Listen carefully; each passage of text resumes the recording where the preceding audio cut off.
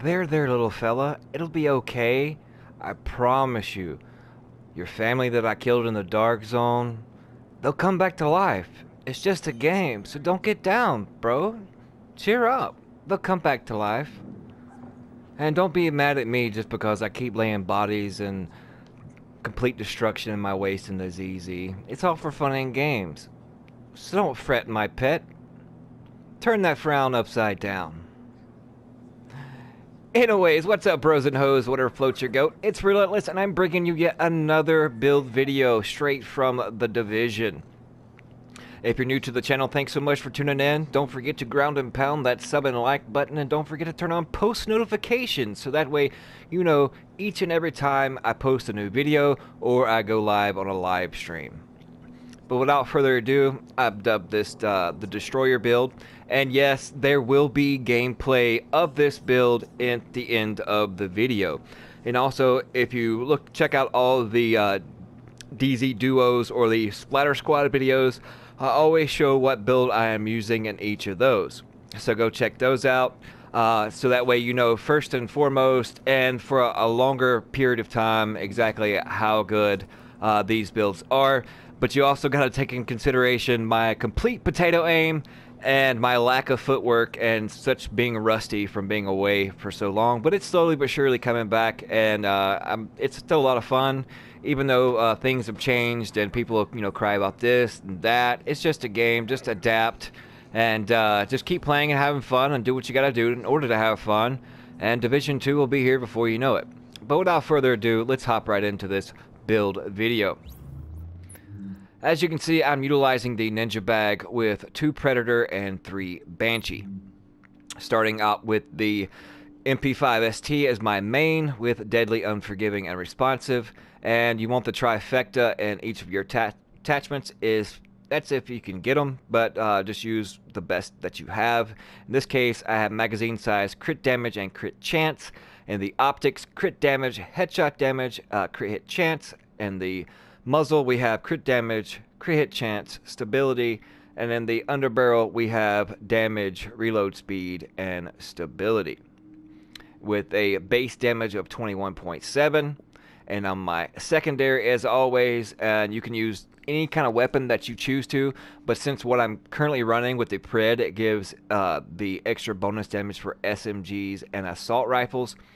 So as your secondary, as I like to run it, and this is viable in the PvP or PvE, and you want to have sustained, in this case SMG, so deadly and predatory. And with the sustained, killing a target increases your health by 6%. The predatory, killing a target regenerates 35% of your health over 20 seconds.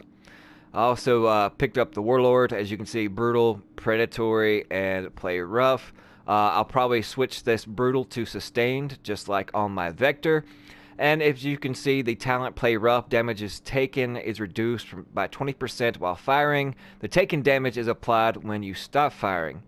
It doesn't seem that pliable in this situation, but with the predatory and sustained on there, and if you have health on a kill on any other part of your gear set or the gear pieces, then at the end when you stop firing, the damage taken, which will be applied, can pretty much cancel it out by the sustained and predatory. So keep that in mind, and for those of you that enjoyed the 9 Lives of Nomad, this will be exceptionally well if you wanted to use an AR.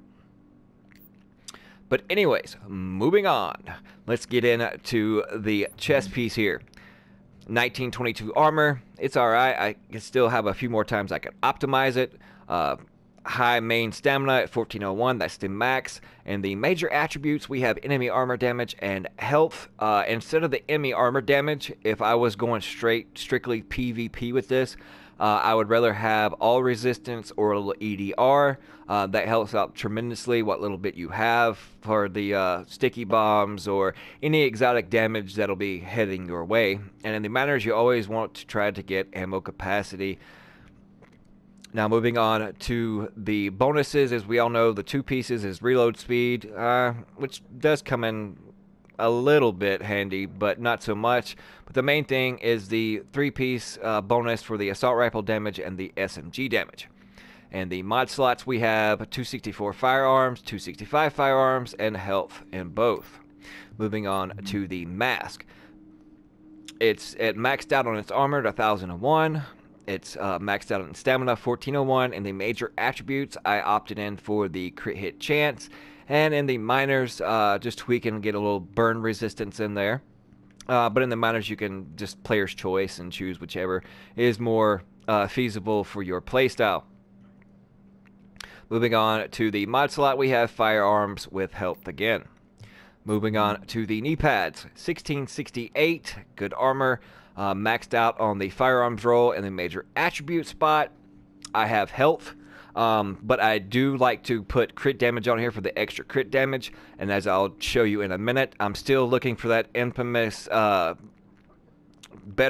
Ninja Bike messenger bag, because the one I have currently, I need health in the major attributes, so that way my toughness stays the same, but I get that 9% extra bonus crit damage in these majors instead of health as you see it here. In the minors, we have shock resistance, some more burn resistance, and blind death resistance.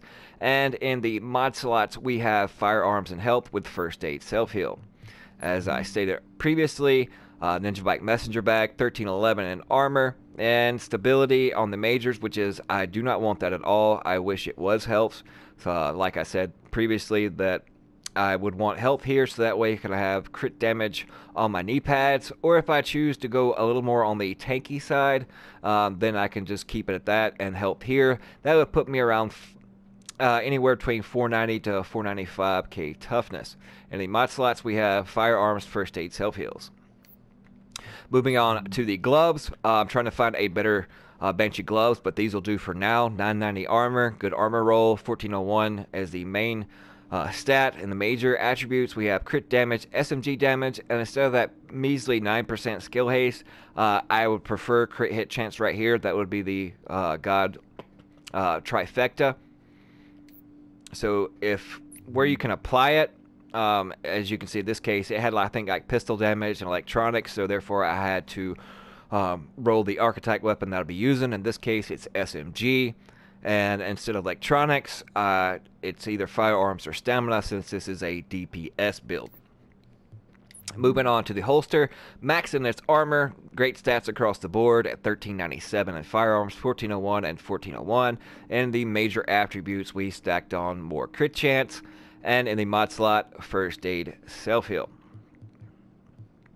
Now, if you go back to the weapons I was using, the 21.7k base damage, it doesn't reflect the bonuses that you get from Banshee, which is the 10% damage to targets out of cover, and of course the 4-piece bonus, which is while rogue, all ammo is completely refilled every 30 seconds. Damage taken from non-rogue players reduced by 10%, while not rogue, damage to rogue players is increased by 10%.